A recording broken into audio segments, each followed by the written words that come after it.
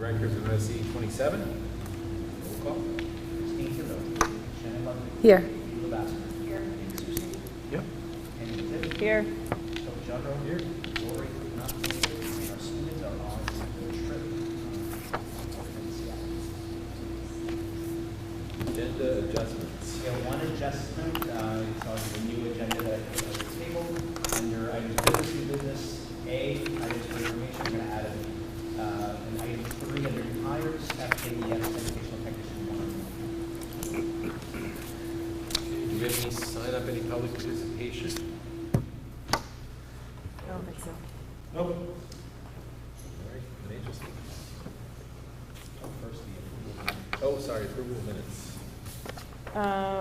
Number 1 on there, it said Toby Jandro called the meeting, but he was absent. Subtitle. Besides that, everything else looked fine. Would this be where I would say that I made a mistake at the last meeting? If you would like to, it's up to you. Well, I don't know when is the right time. This would be if you would like the minutes to reflect Okay. something different, I think. Okay. When we were voting on the coaches, I abstained from the vote. I had listened to some rumors and didn't really know what was going on and wasn't comfortable voting on somebody. Checked further after that and realized that I was mistaken and that none of that was true, and I would not have withheld my vote. I would have voted in the affirmative for all of those coaches. And so I just wanted to state that because I know that people's reputations can be hurt by things like that, and I don't want that to happen.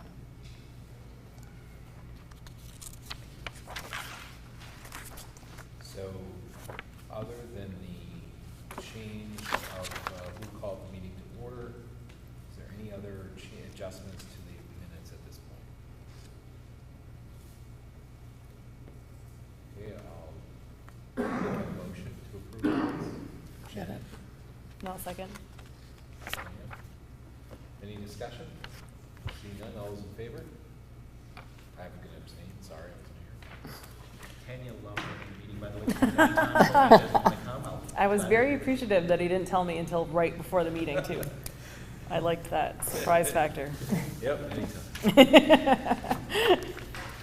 When's the next meeting? The next meeting is the 9th. It's literally 3 weeks from now, the 9th of December. Okay. All right, financial statements.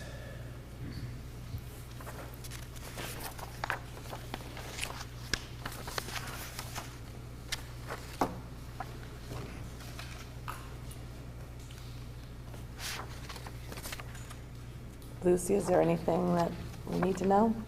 Anything concerning? We just finished our audit. We should have the audit report hopefully next board meeting. The audit went really well. No findings. Excellent. Management letter items that we were able to discuss in the board today. But in terms of expenses, we're tracking relatively the same as what we planned. Now we're heading into the winter season and hope to have as mild a winter as last year. It's usually our unknown. Yep. I'll make a motion to accept the financial report for September. And I can second. Any further discussion? Seeing none, all those in favor? Passes. Continuing education. We have a presentation from Stacy Sear on continuing education, and from what I understand, the presentation was about 45 minutes long to start, and she's been whittling it down. And so I think we're under 10 minutes, but she did provide you with quite a bit of resources that have been removed, some of it from the presentation for your reference. Stacy, turn it over to you. So, good evening, board members. I'm Stacy Sear, your Adult Education Director, in case you don't know who I am. So, what is adult education and what do we really do? Kind of sounds like a simple question, but it does not have a simple answer. So our overall priority is about serving community resource needs through education as part of a team that has similar goals. So we have a strong adult ed team regionally as well as statewide. We provide a variety of education services with partners that are essential to what we do. We can't do anything without our partners. And we are unfamiliar to our constituency. We hear all too often, wow, HiSET, what is that? Well, Maine changed from the GED to the more rigorous HiSET exam 10 years ago. So your support as board members is vital to informing our community. So my purpose here tonight is to help you know what I do so that you can help me do it. I'm going to try to do some interactive stuff on my slides to help keep glazing over. So I call this the adult education alphabet. And adult education is often not recognized as having equal value when compared to the K-12 diploma, for example. And contrary to that belief, it is in fact accepted by employers, the military, and college and university enrollment. And in fact, the HiSET has a component to it that will qualify someone as college ready if they are college ready. Thanks. So we're overseen by a team from the Maine Department of Education. We have state and national associations that are significantly involved in legislation, including a current bill that is before the House to allow students who are dropping out of high school from one of our high schools and moving into adult ed as no longer dropouts, as just another path for them to finish. Staff are certified and legally mandated, just like day school staff. Programming is about lifelong learning and focusing on those who seem the least likely to succeed. And in my opinion, everyone deserves the right to pursue success as success is defined for them, not as it's defined for somebody else. And they should have a chance to move forward and reframe their journey. You know, some of our students have had a lifetime of failures, and we help them to reframe that for them so that they can be successful. And it's important for you to know that I'm holding back because I am very passionate about this work, and you'll see why when I show you some more of my slides. But I've seen our model work for so many students who in the past have believed they just could not. Period. They just could not. There's no qualification of what they could not. They just could not. So career pathways is at the foundation of everything we do. So Maine Adult Ed utilizes a career pathways model that for every single learner, they come into our program and we help them with individual employment goals. And these employment goals are flexible and they match their abilities, their needs, and we either match them to employers or we match them to further training, depending on their career pathway of choice for sustainable work. Career pathways components involve a series of interconnected steps, and they're not linear. They're deleted, they're repeated, they're interchanged, depending on a student's specific needs. And as those changes are adjusted for that student may come to us not wanting to go to college. And all of a sudden they have a little taste of success, and maybe I can do college, so that changes. These are some of our partners within that community that Career Pathways play. So these are the parts I really edited because I knew they were dry, but it's important for you to know what they are. So WIOA is the Workforce Innovations and Opportunities Act. This is federal law, and it actually existed previously as something else and started out in the 1960s, specific to adult ed. So this law dictates that adult ed must provide instruction that ensures career citizenship and college readiness for all Maine adults, while focusing on those with significant barriers. We know these community members. We know these people who need the supports that we have, but they don't know that we have them. And so what does all this mean? Well, it means that our role is to increase basic skills by embedding literacy components into all the courses we provide. We contextualize by providing authentic materials from the learner's experience. If they come to us and they've already done welding, okay, how can we gear that in your career pathway? So this work is ongoing, and we have to maintain a constant connection to community and employer needs. And Senator Angus King recently called adult education difference makers. Those are his words. I've also heard students say that. So to encourage collaboration and to maximize resources that we struggle to have in this rural state, Maine's 16 counties were formed into 9 hubs. Hub 2 is Aroostook County, and we're connected to the Northeastern Workforce Development Board. And this connection has provided us the ability to provide services and fulfill the strict law of WIOA that we never could do just by ourselves. I mean, sometimes we can't even run our own CNA class because we don't have enough people or enough teachers. So how do we do it and how do we follow the law? We collaborate. So I talked about teams initially. And so in Hub 2, we provide services collaboratively, we maintain best practices, we serve fewer learners with high success rates, and we're responsible for the same rigorous expectations as larger programs. And for us in Valley Unified, we've developed key curriculum and shared practices that are used across the state. We consistently exceed state benchmarks. We have successfully merged into one shared program, saving money while maintaining quality services. And we actively participate in state PD, and I am on several state policy making committees. So that's what we do here. So how does all this connect? Adult education's task is to lead adults to sustainable work. That's why we exist, through education and training. So some examples. We have CNA curriculum that has embedded ELA standards and soft skills right into the curriculum. We have a CDL class with an added bus driver endorsement that we added in response to the new bus driver regulations. We have hospitality and retail training, and we have a partnership with Ignite PI in Prescott to do this, and hospitality is one of the high-need workforce sectors in our region. And our TOPS alternative program for our Valley Unified High School students began as an adult ed project that is now expanded beyond the adult education scope. I can't claim responsibility for that program, but it started here in adult ed, and now it's just gotten so successful. So if somebody has a training need, we will help create a unique plan of action by utilizing our partners.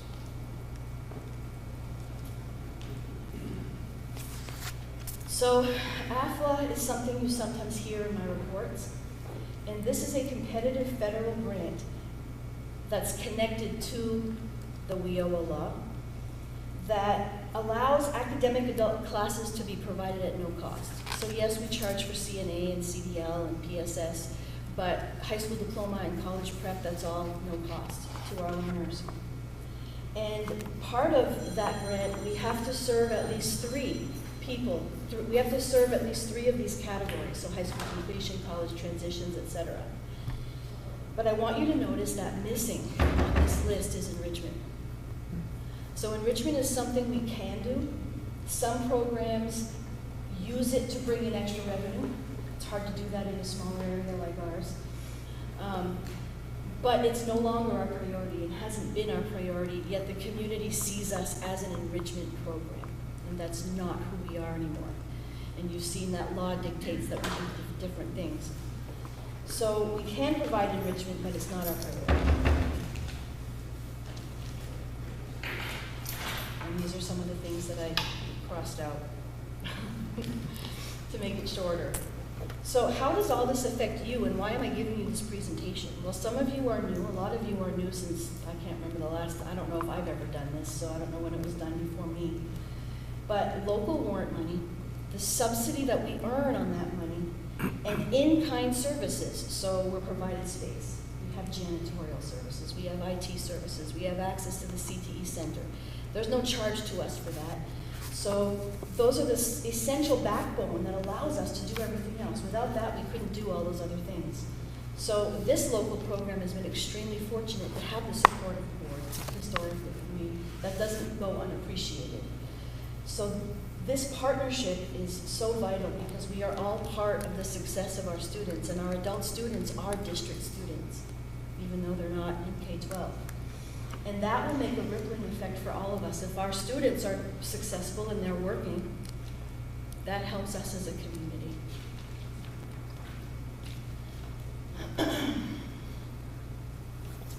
So, here's an example. I tried to summarize it as much as I could, but imagine a 50-year-old female working in low-pay, entry-level positions all her life. She attempted college several times unsuccessfully before completing Madawaska's College Transitions Program as part of our class. The ongoing support that we provide once they're enrolled in college, she applied for and received a state scholarship to UMFK, full ride, including transportation, computer, all of that. Served in student government, graduated with an academic award, and is now working in this community rather than needing to move elsewhere to find sustainable and rewarding work.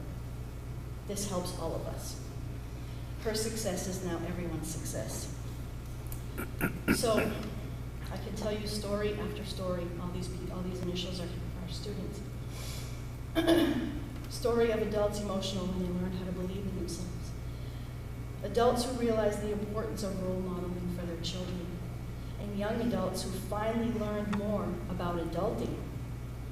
They are examples of successful partnerships and adult-student resilience. One missing step or one disengaged partner, and it all slips through the cracks. 1 in 10 of working-age adults in Maine do not have a high school diploma. That's a difference of at least $10,000 a year. We can help. Adult students are not always successful the first time around. They have a bad rap. But when they're ready, we're ready to help them.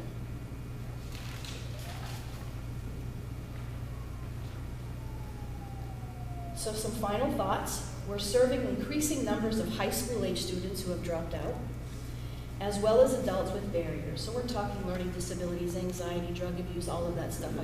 The list could go on and on. We don't have all those resources. We don't have a guidance counselor. We don't have a curriculum coordinator. We don't have all of that, but we have access to that within the district, and we have our partners.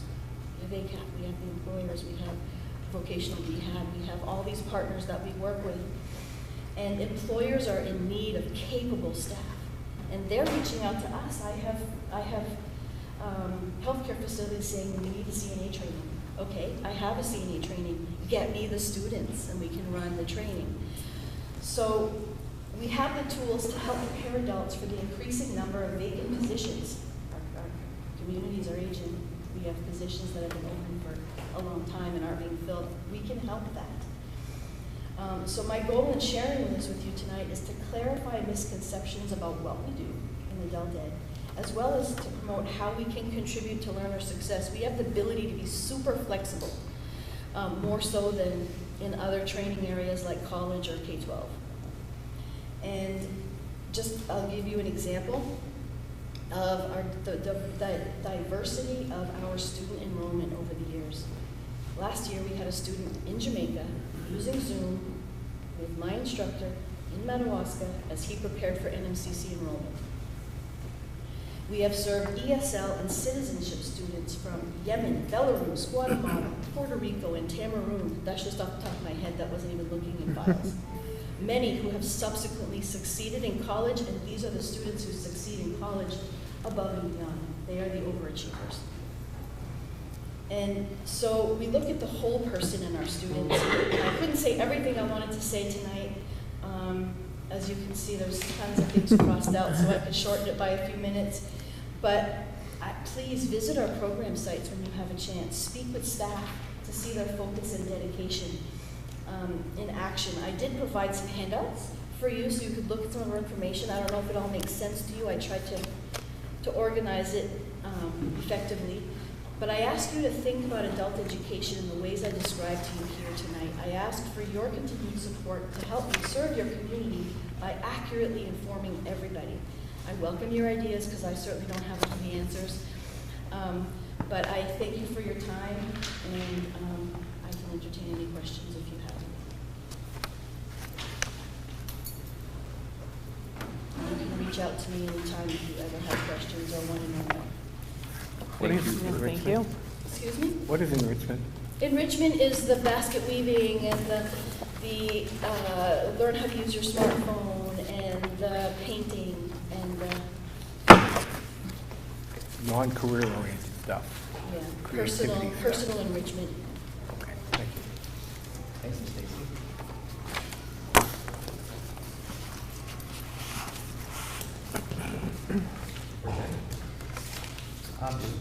Just a few things I noticed on the agenda. There's a letter C that's blank. I'm going to fill in that blank if that's okay. First off, on A, November 8th, Valley Unified Workshop, we had a Valley Unified Workshop. We attempt to try to have one every year with the 3 districts together. This year we met at Madawaska Elementary School. A lot of the staff had never been to MES, so it was nice to host there at a school that many staff had never seen before. And the focus of our workshop was special education. Actually had Ms. Jill Kelly and Ms. Denise Pelletier get on a conference call with Eric Herlin, who is a special education attorney for Drummond and Woodson, and they brainstormed this workshop based on what they were hearing, but also what our staff have been asking for with respect to what is a regular educator's responsibility to special ed and how does that all work.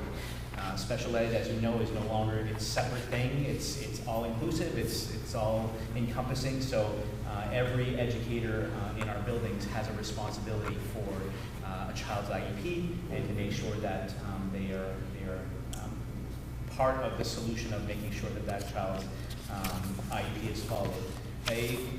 Eric Herlin is somebody who, although he's an attorney, he's also, I say he's like a stand-up comedian. He takes what is relatively a dry topic, talking about special ed for half a day, could be rather dry, but he turns it into a lot of laughter, a lot of energy. We sang songs, we watched him do a little song and dance from time to time, so it was really a good use of the first half of our day. So that's how we spent our morning, and the morning was geared towards educational staff, so teachers, ed techs, school nurses, guidance counselors, social workers, and administrators. That was the focus group for the first 3.5 hours of the morning. In the afternoon, Mr. Herlin worked with our cooks and our custodians and our secretaries and brought that to their level of work and how are they responsible for special ed in their various roles as a bus driver, as a custodian, as a school secretary. So it was nice to deliver that message, and we don't often have PD for all of our groups, so it was nice to include everyone for that. While they were with Mr. Herlin for that part of the day, the rest of the education staff had a 5-year requirement training on suicide prevention. Not the most glamorous topic to end a day in, but we needed to do it, and we were happy that we were able to get it done throughout that afternoon. So I did share a link to the agenda if you get a chance to go to your electronic copy and check out the link. It was a beneficial day for sure.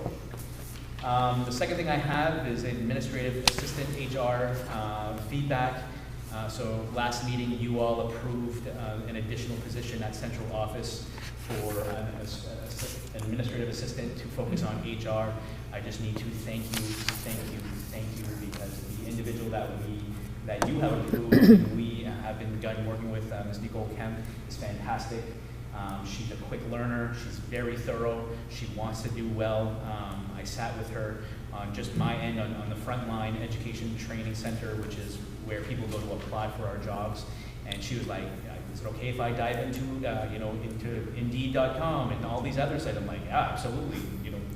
Do whatever you want to." So she's willing to go beyond what we've been doing and break some of those barriers. So we're super impressed. I talked to a couple of the girls in the office after Nicole had left the other day, and I said, "Is it just me, or is she awesome?" And they were like, "She's great." So we are very thankful, we're very appreciative, and we're encouraged with what Nicole brings to the table. So thank you for that. The third thing, where you don't see anything on your new agenda for C, I just wanted to give you kind of like an FYI that we're being told at the state level to be very mindful about what kind of cuts are coming up with regards to some federal programs, especially Title I, Title II, and some of the other titles, as well as E-rate, which is what we get for technology and for being in a rural area. We have received information from various groups across federal and state levels that it appears that some of these programs are going to be targeted, which for us, where we receive funds for being rural and for being middle to low income, we may be affected by that. So as we learn more about what that entails, we'll kind of share it with you. But we rely heavily on our Title I and Title II funds for staffing. We staff quite a few people with that, and so with that being up in the air, it just makes us a little nervous. So I'm not anxious to find out, but I'm anxious about what we're going to learn. So I wanted to share that as well. Aside from that, you have your administrator reports. You have one from Mr. Chenard, Mr. Anderson, Mr. Mitchell-Bagel, and Stacy Sear, who are all here if you have questions for them.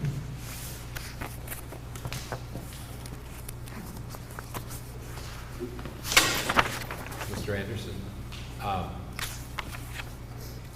was it a score of 0 to 4 that was the base that you got? Okay, I'm seeing the numbers and I didn't know if it was like 0 to 10. I was like, you did really bad. Oh boy, 0 to 4 with 3 people. Okay, thank you. It might have been here and I just missed it. But. So not, I don't think, included here, and maybe I missed it or something. What's the Rural SFA Lunch Trailblazer Award for? That's the award that our kitchen staff won. What's SFA? I'm not the expert there, so. So Melanie was supposed to present to you guys last meeting, but it fell on the trip that they have won to Las Vegas. She's going to be here next board meeting to share what that is. Oh, awesome. Okay. What they did. I'm just sitting here looking at Toby going, oh, what's that? Yeah, Miss Melanie is going to be our presenter next meeting. Basically, we have an amazing lunch. Well, yeah. Yeah. And what happens in Vegas stays in Vegas.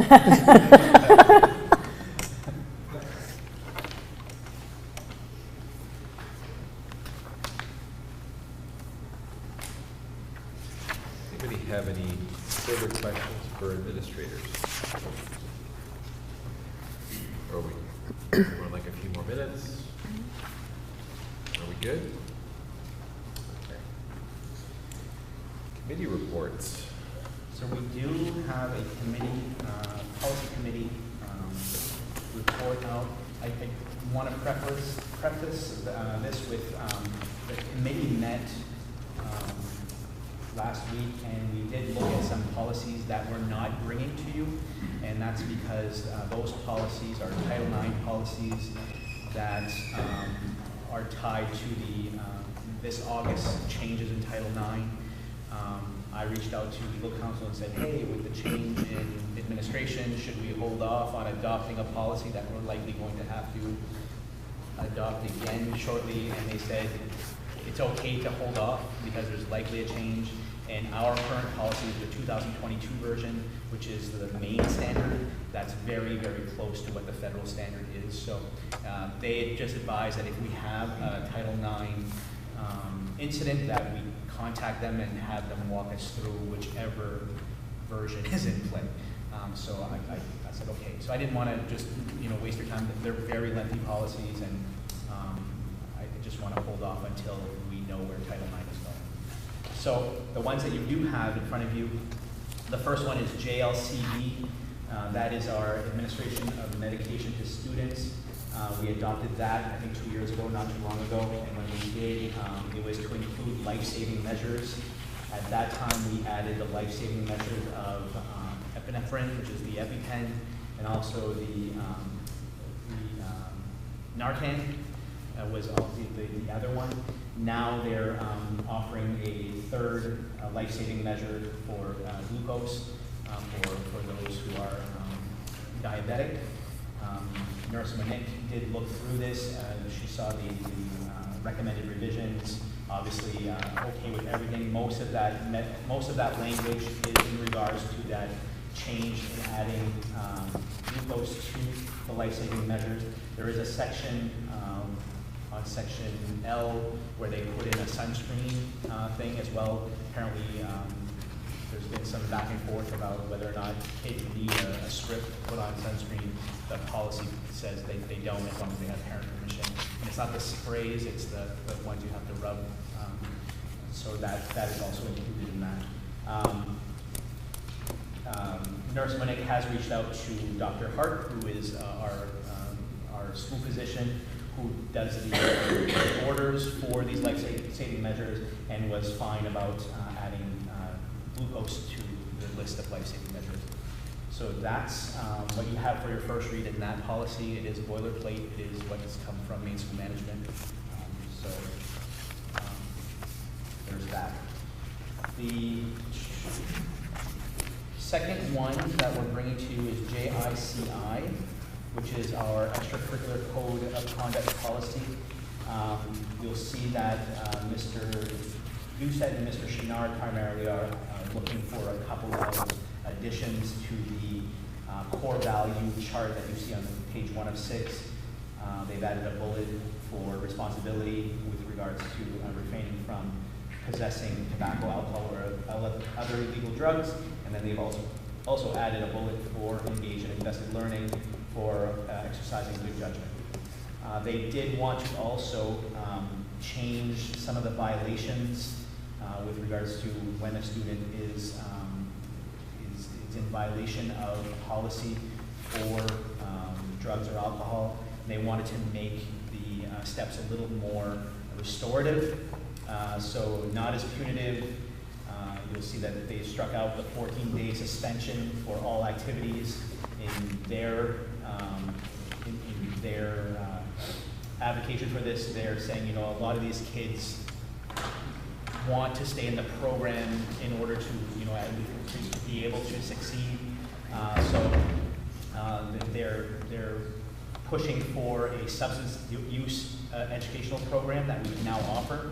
So as long as the student enters in this program, they can stay with the team and they can continue to work with that counselor through that program in order to hopefully beat the addiction.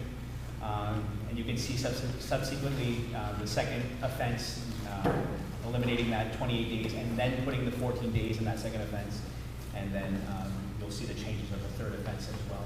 So a little more restorative, a little more supportive, and in working with the student athletes on the violations for violation code of conduct. Questions on either JLCD or JICI? And Mr. Doucette is here if you have questions on his recommendations. How are the changes more restorative?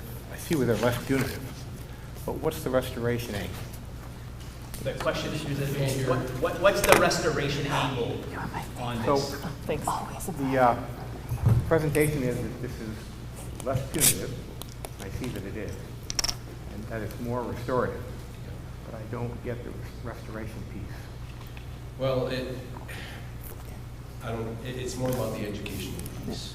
Right now, we don't have an educational program that we run with this. We would do that. We would begin an education, a drug and alcohol education. So what we have is our Megan Bonafa has been certified to be able to conduct classes for educating students that may be dealing with like a nicotine addiction and things like that. And so the course involves like 10 modules, and to get through it, it would take, you know, several hours of the student's time to work on that. And rather than time away from the very thing that can help them stay away from addictive things, and the very thing that can, you know, give them the positive you know, endorphins and serotonin and everything that they may need, the worst thing to do is, you know, suspend a kid from something like this for, you know, 14 days, and what are they going to do when they're home? So this way, we try to keep them physically active or involved in whatever extracurricular activity they may be doing, whether it's drama or chess or whatever it may be. And this way, they go through an educational process, okay? That's the first offense. The second offense, now that introduces some punitive along with the educational piece as well. So basically, all the stages or steps of offenses for the violations, you had first offense, second offense, third offense. You'll notice that for the second offense, now we're going to implement some of that harsher, you know, punitive part, since that may not have worked as well with just the educational piece at first. So we're trying to, and honestly, we usually don't get that far into the violations, you know. But the one thing we've been lacking is the educational piece. To just push kids away and not help them or teach them how to deal with their addictions and how to soothe their struggles in other ways besides addictions, I think is something we need to consider anyway. So that's the biggest piece that we're trying to introduce here. Well, just for the record, I'm no fan of a punitive approach with kids generally. Big fan of an educational approach, but if it's really an effective educational approach, and I think that usually involves engagement with people, mentoring from adults, talking with them, as opposed to maybe sitting in a room and watching a movie or something like that. In other words, direct engagement. Maybe a group, you know, where you really work the issue over. Right now, we are communicating. There's nothing in the works, but I have communicated with Claire Nichols and Ryan Amelia, which are working with the First Mile Recovery, and we are trying to, over time, and we're hoping to get some sort of connection through them to help us with students who struggle with these issues in school. And that would be a perfect way to have, you know, kind of that mentorship along with the educational piece. Is there any way to measure? We don't really have a method to measure how effective these programs might be. We do. Do we? Unlike education, substance abuse has tested evidence-based methods to figure out what works and what doesn't. Historically, there's some substance abuse interventions that create an increase in substance abuse, and there's some that cause a decrease. The problem is whether or not we decide to look at the interventions and whether or not they're effective. And historically, schools have been terrible at this. The DARE program that some of us were exposed to increases the use of drugs and alcohol. Time and again, you take 20 kids who are going to use in a school that has DARE, that does not have DARE, you have 30 in the same similarly situated school that start using. I think we have to be very careful which programs we use and make sure it's an evidence-based program that has positive results for our demographic, because that's how we do this right. If we do it wrong and just go with good intentions, sometimes even good intentions can result in negative consequences. This is making me very nervous. Before I was a lawyer, I worked in the drug court, and there's a lot of really well-intentioned, good-intentioned people who don't follow the science. There's science behind recovery, and there's science behind interventions. There's science that says what works and what doesn't. I would really, I would say proceed with caution on this. And obviously, there's not much information attached to this. Yeah. Okay? But we can give you guys a lot more information as far as data and the program that's being used and the training that was involved, and the certification that Megan had to get. And it is based, specifically for school-age students, and it is more of a I don't know if I want to use the word restorative, but it is in a way that we're not making them feel bad, or, it's understanding their position. And what we've been doing so far, we've been just basically blackballing them and making them feel terrible about their mistake and get pushed away. And now they're not part of a team or something, so now you've got the whole team turning on them too, and if anything, it pushes them further into that dark space that they're struggling in. So I remember high school. I remember drug use. I remember alcohol use. We're not being honest with ourselves about what happened 50 years ago. I don't know that it's much better today. I really don't know what it's like today. But it wouldn't surprise me if it's very similar now to what it was then. So that, I guess I'd really like for us to be serious about addressing that. And I think that begins with banishing hypocrisy. Banishing hypocrisy. One of the issues, has always been the folks go out and get drunk on the weekends, but kids can't drink. Kids don't understand that, right? And so we begin to talk about this stuff, really in a way that is meaningful. There were, when I was in high school, issues about star athletes, maybe, who might have been in a compromised situation, but who were not punished because they were star athletes. What does that teach you? A very important lesson you learn in high school, but it's not a good one. I think it would be really useful as part of a restorative program to deal honestly and frankly with these things that are happening in our society and in our schools.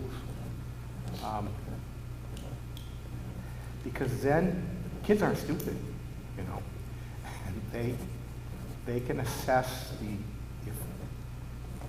they can tell what you really mean by the way that you present it and the way you deal with them. So moving away from a punitive approach, I think makes sense generally, but I really think we have a huge need for an honest discussion about what a restorative program ought to look like using evidence-based stuff and being honest with ourselves. And that's why we're utilizing social workers and counselors to do this, because it's not just a teacher doing a DARE club or a SAD, SADD club or something for kids to join and stuff. These people are trained, to get down to the nitty-gritty and get to the emotional level and build up from there. And I think we've got the right person for it. We have been, got a ways to go, but at least this is the direction we would like to go in. And of course, we can't go against the policy. So I think if we're giving at least the permission to explore, learn, grow, and I think we can come up with something pretty robust and useful that'll be effective and long-lasting for kids, if possible. Go ahead. This is first read, so perhaps for next meeting, we can invite Megan to come talk more about the program, or at least have the resources for the board members to see what that Absolutely. program is, Awesome. and they can view it in advance. And I have a question about timing, first offense suspension from all extracurricular activities until verification of completion of the appropriate substance abuse education program. And they have to meet with the chemical or health coordinator and or social worker. And it says it's outlined below, so there's two questions I have there. One is, where we don't know how long, we don't have an educational program set up, and we don't know how long it's going to last once it is. We could have potentially a situation where we have a longer suspension than we originally had of 14 days. We would hope not. The program, But we don't know. The program takes about 8 to 10 hours to get through it. Okay. Yeah. But if it's, let's say 2 hours a night, It can be. It can be. Yeah. so that would be over 14 calendar days. Right. But this is with the assumption that would be, to me, a student that maybe doesn't care to return to the sport or to the. Well, you're saying it's me- 8 to 10 hours? Right. And if it's 2 hours a night, you're less than a week. Yeah, okay. Listen. Yeah. But I'm just assuming if someone is really serious about this and they wanna get this done and move on and own it, they have the potential to do that. If they want to kick the can down the road or refuse to do it or whatever, they have that option too. I think where I'm going with this is that a lot of the manualized treatment approaches will only allow you to go so far at a time. You've learned a sport, or you play guitar. You practice, you sleep, you come back tomorrow, you're a little better.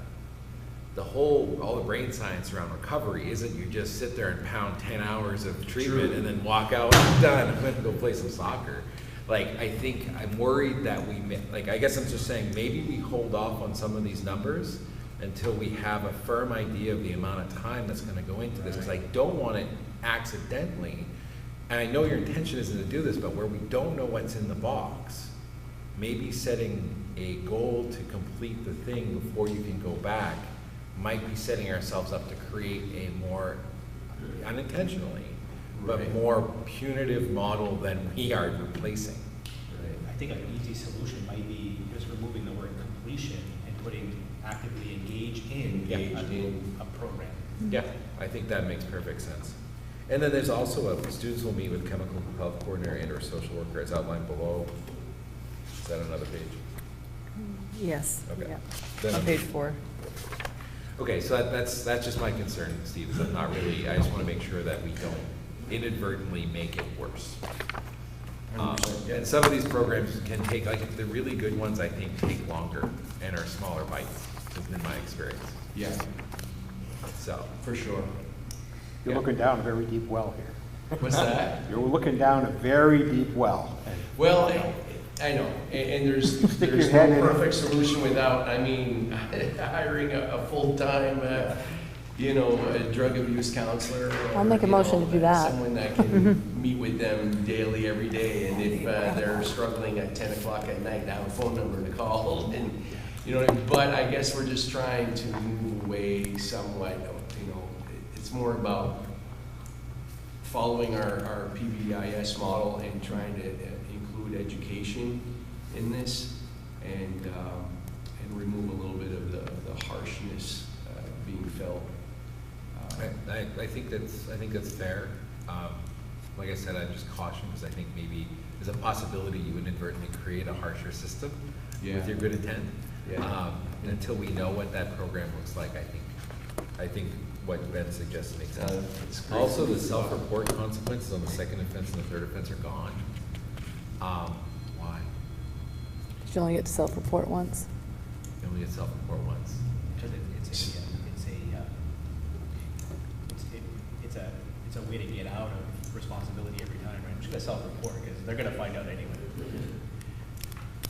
Okay, so once again, best practices in substance abuse treatment is that people will relapse. They never quit the first time. I quit smoking 20 times before I quit smoking finally. And I'm still letting myself smoke again when I turn 75. Because it was awesome. It was my favorite thing, and it was a hard thing to quit. I think disincentivizing self-reporting is not a good idea, even if it's the 5th offense, because one of the biggest obstacles in dealing with folks who are using is self-delusion and their lying behaviors to cover up the substance itself only hurts them, Right. but the lying and deception hurts the community. So if we can get around, when we did the drug court, self-report always get a better deal, because it meant the person was reconciling their behavior and how it affected the community around them. So I guess I would challenge the abandonment of that, because I think folks who are using drugs and alcohol, the first step is acknowledging that they're hurting their community. And I think even if it's the second offense, giving them a little bit of a better deal for coming forward and saying it isn't a bad thing, because it reinforces the honesty. That's the first thing that goes away when people start using. All right. Excellent. Not trying to discourage you from poking the bear. No, but you I don't guys. mean to poke the bear, but Yeah, no, it's a big bear. it is, and the information you provided is going to be helpful, because we can go back and that's why we have these first reads, so that we can add experience and know-how and whatnot to this, and I'd like for it to be done right, you know, so with your help. What is the Yeah. experience with the self-report? What's that? What's your experience with the self-report? Like, does it seem to be only if they think they're gonna get caught anyway? Like, one kid at a party gets caught, so then all of a sudden the whole team's self-reporting? I mean, that's how it was when, I remember very clearly my junior year, this happening in high school, like you said, but. The way it's stated in the policy is the self-report has to happen before anyone finds out about it at school. Okay. So if they step forward before their coach finds out, or if they step forward before the athletic director finds out, or administration finds out, that kind of thing. Not to wait, you know, until they found out, and then it's like, well, I want to self-report. You know, they're supposed to self-report before something has been reported. Let's sit down and look at some of these suggestions and see. Absolutely. Bring it back for first read again. Yeah. And hopefully Megan will be able to provide us with something. Yeah. And it'll hopefully be at this next policy meeting. I'm sorry I missed it. So, and I'm happy to help participate. This was something that I spent a lot of my life working Yep. in, and it's still something I deal with the work I do now. Yeah. So it's tough because we're inclined to see it as a behavioral issue, and it's not technically. It's not like somebody coming in every day and kicking their neighbor in the shin. It's a little different, and I think sometimes we get used to using the same processes across the line, and maybe it doesn't always work. Right? So I'm happy to help. Yeah, I'd like to have some help.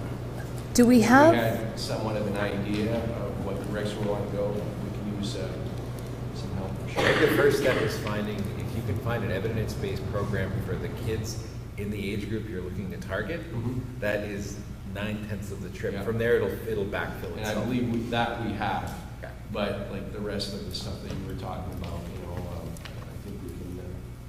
well, and along those same lines, are there schools, is there a way, I don't even know if this data like exists in a, like I would Google it and it wouldn't come up, I'm sure, but to find a rural high school that had the level of substance use that we, I think, have right now, that maybe made a difference, and see what their policies were? You're gonna find when you start looking at what other schools do, 9 out of 10 times, that punitive approach is the preferred approach. That's how they do it now. And that's not working. I mean, okay. Some school boards would not even hear of a restorative approach. They want that kid kicked off the team, Unless it's there. unless. Yeah, I think we're positioned to do some good, because it's gonna be, for some of these kids, it'll be the last time they have an opportunity to have a positive intervention. And I think we should treat it as their last chance here, because once they leave here, they don't get those chances anymore. So I think this is incredibly valuable for our community. Thank you. Well, thanks for considering it, and This is one step awesome. at a time. Thanks. The remaining policies are E-section policies. I'm telling you, that E-section, oh my goodness, that's a rabbit hole. So I'm only giving you a sample of what was there. It appears that the majority of those policies in that are not necessary for a variety of reasons. Main school management is requiring only 6 in that policy, and I'm not bringing those 6 to you here today. But so when we met as a committee, we simply just said, I think we don't need that unless you see something that we don't. So EA support services goals. The school board looks at the support service operations as essential to the main function of the school system, which is the education of the pupils. I mean, that's the work that we do. I don't know that there's necessarily needs to be a policy that says we do that work. EB safety program,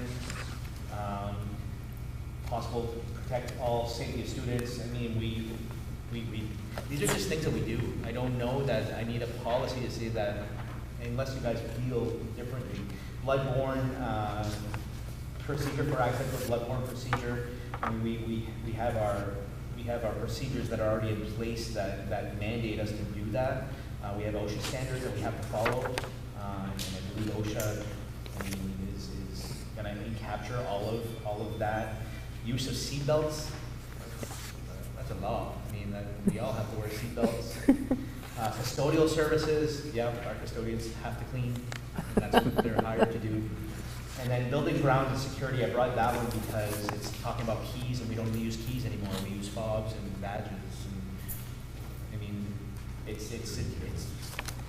think these are all just outdated and not applicable anymore. So our recommendation as a committee is to eliminate those 6 policies as a start. Do we even still have a building safety committee? We have, each building does have a safety committee that meets on a regular basis, once a year, to talk about some of the safety concerns, but not a fully, not a district safety committee. Just each building does their own.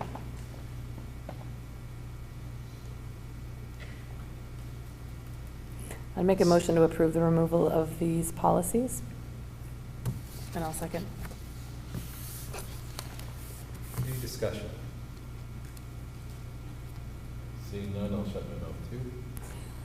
All those in favor?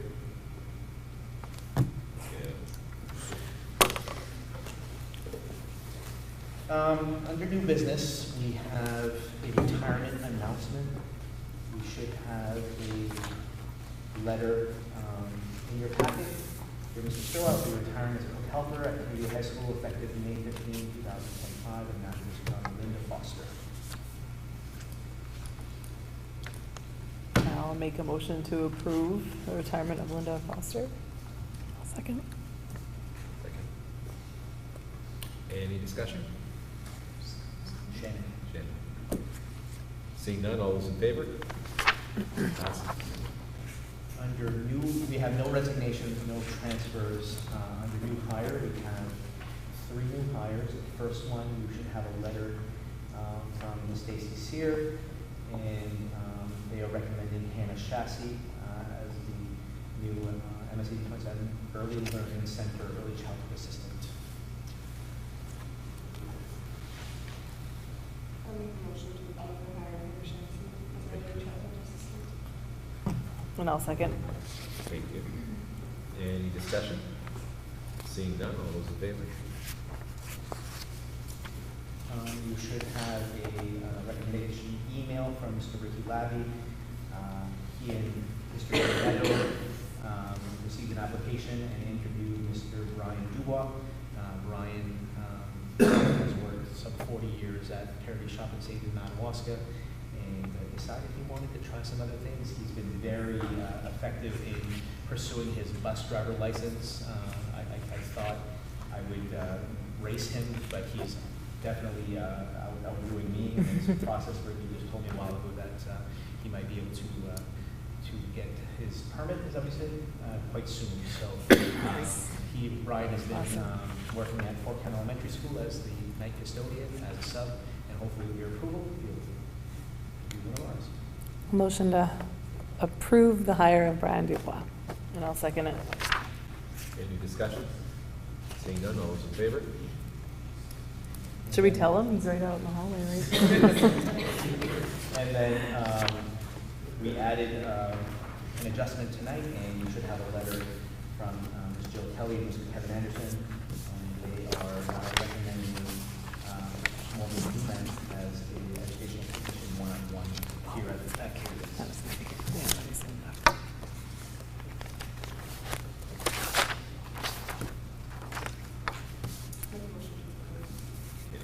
I'll second. Thank you, Shannon. Any discussion? Seeing none, all those in favor? Passes. All right, now the big one. We have been talking as an admin team for several years about how to get middle school back to being a middle school, 6, 7, and 8 together. Back when middle school was at Fort Kent Elementary, C Wing was grades 6, 7, 8. The separation of the middle school, leaving 6th grade there, obviously was a decision that was made because of space, and it's always been a decision of space and how can we make this happen with the space that we have. And we've come to a plan that we're proposing to you that involves 4 different moving parts, but in essence does allow us a pathway where we think we could get 6th grade to VRMS and then have the other moving parts play in as well. Just for the sake of conversation, learning standards are aligned for grades 6 to 8 in the continuum. 6th grade, in our opinion, is age appropriately better with 7th and 8th than with elementary. Opportunity to bolster the middle school concept, opportunity to trade this, switch classrooms and have that high school-like experience as a middle schooler, having multiple teachers, switching classrooms. With this move, we would be able to provide space to potentially have an additional pre-K classroom at Fort Kent Elementary. And right now, as you all know, we have a partnership classroom at the ACAP Center, and we have too many students here. They go there for programming. That happened last year, didn't happen this year because of the smaller number. As long as we have a separate site, we're gonna have to fight that fight with perceptions about that programming versus our programming. So moving that cooperative classroom here across the hall from our classrooms, working collaboratively together, we feel would be a better solution.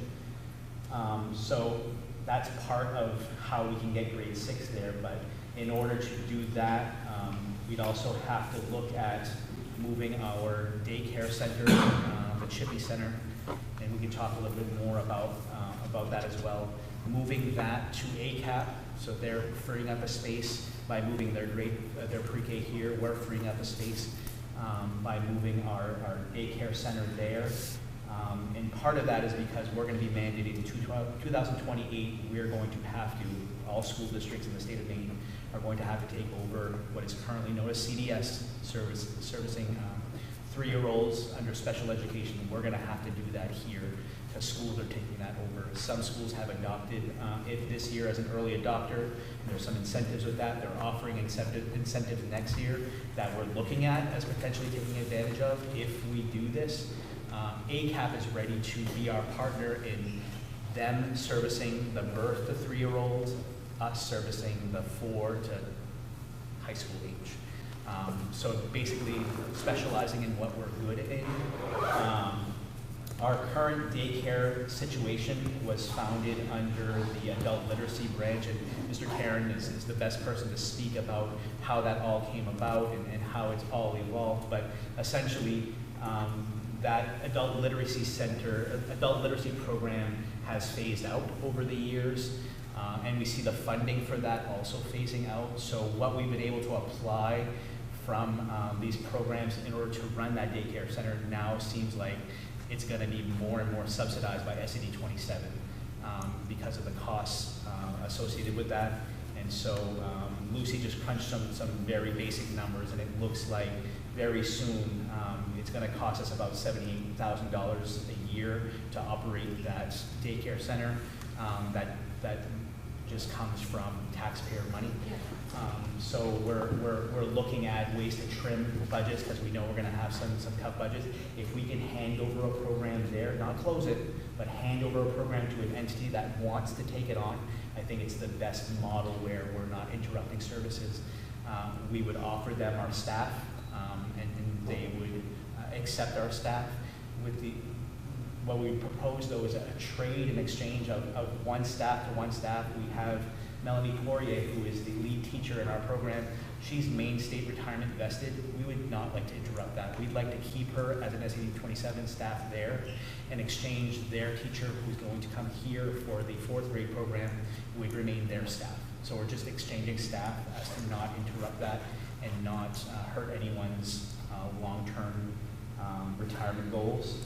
And then the final missing piece of that is how to free up space in community high school in order to bring in grade 6.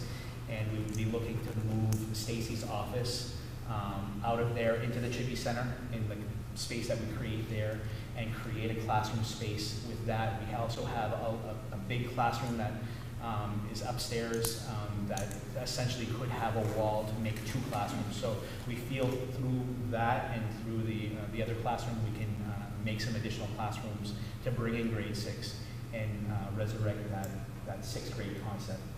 All of this obviously is going to take a lot of work. I provided you with a timeline of what we feel like could be realistic. And I don't know when the appropriate time for board approval is. Is it at the beginning or is it at the end? I just know that we want to get moving on this, and we can't get moving on, surveying 6th grade, the parents of the current 5th graders who are going to have 6th graders next year, finding out what their concerns are, meeting with them, easing their concerns, hopefully. We've done this in Madawaska, we've done this in 33. It's been a wonderful change for middle school, especially in Madawaska, that really, they, like us, they were totally in a different building. 33 is a little bit different because they're all in the same building, but it really reinvigorated that middle school concept, which has been wonderful, and I think we can take that even a step higher here. And then giving time, for our Chippy staff to work with ACAP and what that transition model is going to look like. Getting the quotes we need to figure out what our minor, modifications to Stacy's office and that other classroom are going to look like, so that you can all see those numbers as well. So a lot of moving pieces, but essentially in the end, we're very excited that we can get grade 6 with the middle school, get that partnership pre-K classroom across from the hall from our other classrooms. They're already working together. They have, is it monthly meetings pre-K? Quarterly. The partnership meetings are quarterly. So they're already meeting together as a staff and partnering together. So I think the energy's there, the excitement's there to just build upon that and make it a reality. Can we approve getting the ball rolling? Like, I don't know how, I know you said you wanted I don't know if we should officially approve everything, because I don't know if we want to set it in stone now, but at least get the motions. I don't know how we would word that. It could change if ACAP doesn't want to accept our offer, then we're going to have to revisit that. Right, so I also provided you a sample MOU, just so that you know that ACAP and we and ACAP have been collaborating. They're very excited about this. They do this in other school districts. So I know that Mr. Netto visited Dyer Brook this week, was it this week? Where they have a ACAP cooperative classroom across the hall from their school classroom. They do that there, they do that in Limestone. So they already have their feet wet with that, ACAP does. We're not like a model, they would add us to the slate of schools that they already do that with. So the MOU kind of outlines what that partnership agreement would look like. Not really concerned with the ACAP part of it. I'm a little nervous about our Chippy staff and how receptive they're going to be to working in that building versus this building. But I think geography is just geography. If they stick together as a staff, they rock it here. I think they can do that here and there as well. Worst case scenario is, I didn't want to be telling you in March or April that we've got to close that center down just because we can't afford it anymore. Yeah. The funding was there over the past few years. We still have to move some money around to look at some small deficits that we currently have, which we can do. But moving past this year, it looks like it's going to have to be subsidized by 27. So I agree with you. I think I'm good with taking it, looking forward. I think the one thing I would like to see sooner rather than later is I'm looking at our agenda and maybe something explicit that we're going to be talking about moving 6th grade to the ERMS building Okay. in the agenda, so the public can come and participate. Yes, And yeah. we can see if people come in and they're angry or they have concerns or questions. I'd like to address that as soon as possible. Yes, because it's been a rumor for a while. Yeah. Well, I think it's the right thing. Yeah, yeah, yeah. But like, no, like I don't want people to feel like they got ambushed. So I think, like I'm looking at what's in here and I understand what you're saying now, but I think just that looking at this facially, as it's presented in the agenda that was presented to the community, may not be completely clear what Yep. we're saying here. So maybe put something on there, put a place for people to come and ask questions. Yep. Could we do Whenever that you're at, comfortable, and at that point, after we move that, we revisit our approval. One thing that we did is, once we surveyed them in Madawaska, we said, we're gonna have a special meeting just to talk about this. And so I was able to do a presentation, we were able to have staff there to answer questions, and a lot of the same concerns. Are they gonna mix with the high schoolers? How are you gonna keep them separate? You know, and so having the ability for Mr. Doucette to say, well, this is how the lunches work, this is the staircase we use for VR events. We can do all of that, absolutely. We need to do that. Yeah. And be as transparent as possible. Yeah, because I'd just be curious to see what the pulse of the community is. Yes, The community, absolutely. if we put it on an agenda and nobody comes, then I'm less concerned than if we get a, full house. Because I think that this is a natural movement. Having a child who just went into starting in 8th grade now, the transition from 6th to 7th grade was really weird. It just didn't feel right. They couldn't really participate fully like I coached tennis Yep. in my time off. And, the 6th graders, it's really hard to get them in because they're just not here. And oftentimes they're by nobody's fault, they're kind of excluded. Yeah, just by virtue of Yeah. geography. It's really just the railroad tracks, but it's a big gap between the two buildings. The other side of the tracks.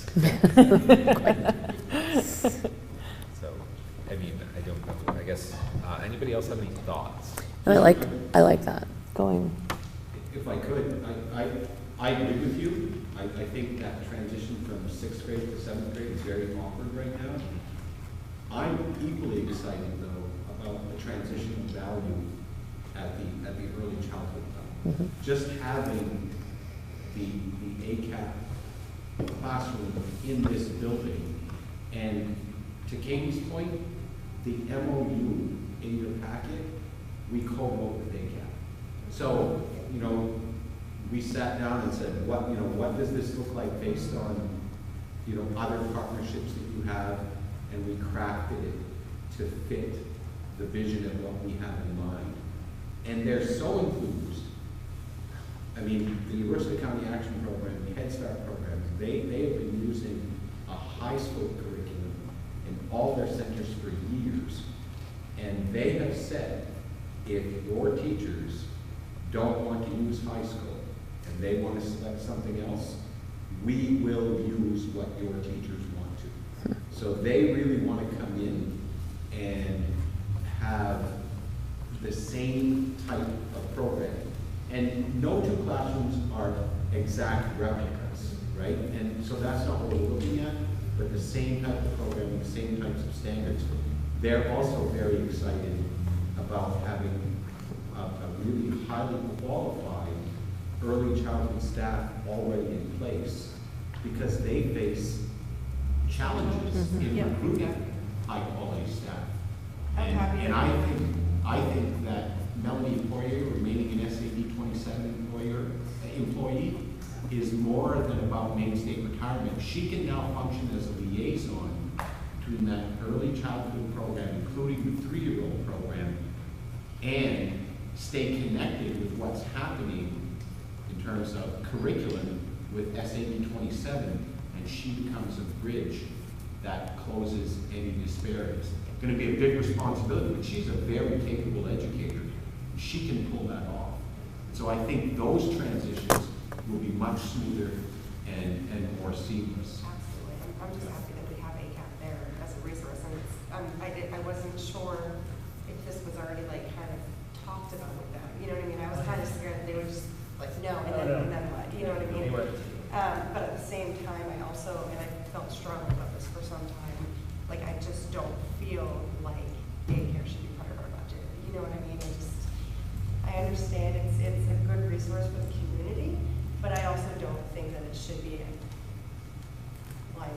liability. Katie, the daycare center was brought on as part of a 4-component family literacy program. Yeah. And in order to qualify for grant funding, you had to have all 4 components. But when the grant money ran out, we were able to build that, or basically show our costs at the end of one academic year. And then in a subsequent academic year, we would receive 75% subsidy for those costs. But you can only do that when you're running a 4-component family lit program. And we don't have that anymore. And so that's why, and this kills me, because I spent 20 years building that 4-component family literacy program. And we had the largest, longest running one in the state of Maine. But it's just not there anymore. So it's time to move on and try something new. And that's why a year ago we started talking with ACAP when we heard about what was happening with CDS. And we asked them, are you willing to specialize? We want to specialize in the 4-year-olds. We'd like you to specialize in, birth through age 3. And they have been very open. So what's going on with CDS? They're being not deauthorized, but CDS really can't function the way that it has because they don't operate schools. And because of the geographic disparity in our state, and its far-flung geography, especially in areas like ours, it's very difficult for them to provide an appropriate level of educational services that prepare children for that entry into kindergarten. So the state, because of these perennial struggles for probably about 20 years now, finally said, and it's not deauthorization, but it's more like a decentralization. Not all services will be centralized with CDS. They will continue to be an entity that will help coordinate services for specific children, but now hopefully that will happen in school settings or in community-based settings like ACAP. And when you look at the permissible plans, Head Start centers are one of them. But now they will be just there to marshal not the educational resources, but the support services to those children and families, both at centers and in classrooms, but also in the home setting. You had a time where CDS had their own providers and they didn't have to compete with schools. Now, CDS is coming to us and saying, we need a speech therapist. We need they're coming to us anyway. So they want to contract ours now. Yeah. Well, that was my experience. I had a child who was CDS eligible at 3 years old, and she just went to Head Start, and CDS really did nothing but miss the first appointment, and then rescheduled it, and then we never heard from them again. It was really, so I was wondering what the difference in function was, because it already seemed like they just farmed out the services to other places. So we're not going to see a reduction of services in the community because of this change. No, I think what we're going to see is greater efficiency Yeah, of the services efficiency, to the yeah. community. Okay. Because they no longer have to worry about the educational services. Okay. That will be handled by schools. I guess that was the first question I should have asked. So thank you. So what I can do so we're meeting in 3 weeks, I can have a grade 6 presentation for you all. It'll be very similar to the one I would give parents, but it'll give parents an opportunity to see it on the agenda, come here and ask questions after my presentation, and then we can take it from there. I would like that. Yes, thank Yep. you. Do we need to approve anything or make a motion to? You could say carry on. Don't need to approve anything. Okay. We'll just revisit next meeting, and we'll keep doing so. Cool. Anybody have any other comments on this particular thing? Anything further from anybody? I'll entertain a motion to adjourn. So moved. And I'll second. Thank you. We're adjourned. All those in favor? At the high school. Oh, yeah, that. I'm just gonna make sure. I knew I was going to be coming in on 2 wheels anyway tonight, and then I pulled in at the high school and everything was dark, and I was like, Uh-oh. what is happening? And then my